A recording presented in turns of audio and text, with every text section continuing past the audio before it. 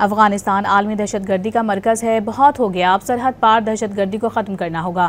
کابل حکومت دہشت گردوں کے خلاف کارروائی کرے یا پاکستان کے حوالے کرے، سیکیورٹی کی بھیک نہیں مانگیں گے، طاقت کے بلبوتے پر امن قائم کریں گے۔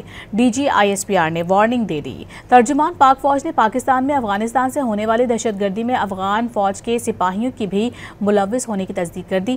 یہ بھی نشاندہی کر دی ہے کہ افغانستان میں نمائندہ حکومت نہیں، افغان طالبان کی حکومت ہے۔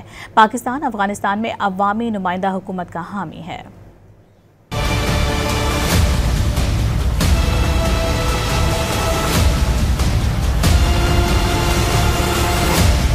افغانستان دہشت گردوں کے خلاف کارروائی کرے یا ہمارے حوالے، افغانستان سے سیکیورٹی کی بھیک نہیں مانگیں گے، طاقت کے بلبوتے پر امن قائم کریں گے۔ بہت ہو گیا، افغانستان سرحد پار دہشت گردی ختم کر دے۔ ترجمان پاک فوج نے پاکستان میں افغانستان سے ہونے والی دہشت گردی میں افغان فوج کے سپاہیوں کے بھی ملوث ہونے کی تصدیق کر دی۔ 3-4 ماہ میں افغانستان سے دراندازی کے دوران دہشت گردوں کو مارا گیا۔ مارے گئے ان دہشت گردوں میں 60% افغان باشندے شامل تھے۔ افغان فوج کے سپاہی بھی مارے گئے۔ خارجی اپنے ٹھکانے سرحدی علاقوں سے رہائشی علاقوں میں منتقل کر رہے ہیں۔ پریس بریفنگ میں لیفٹیننٹ جنرل احمد شریف نے واضح کیا کہ دوحہ میں طے ہوا تھا کہ لویا جرگہ کا انعقاد کیا جائے گا۔ ہم امن کے خواہاں اور افغان طالبان کے ساتھ مذاکرات سے یہ مسئلہ حل کرنا چاہتے ہیں۔ سرحد پار سے دہشت گردی کا خاتمہ مذاکرات کا ایجنڈا تھا۔ ترجمان پاک فوج نے واضح کیا کہ 206 افغان طالبان اور 100 سے زائد خوارج دہشت گردوں کو ہلاک کیا گیا۔ ملک میں رواں سال کے دوران اب تک 6200 سے زائد آپریشنز کیے گئے۔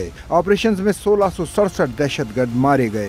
2025 کے دوران دہشت گرد حملوں میں 206 سیکیورٹی اہلکار شہید ہوئے۔ واضح کیا کہ افغانستان بین الاقوامی دہشت گردی کا مرکز ہے۔ افغانستان میں ہر قسم کی دہشت گرد تنظیم موجود ہے۔ افغانستان دہشت گردی پیدا کر رہا ہے اور پڑوسی ممالک میں پھیلا رہا ہے۔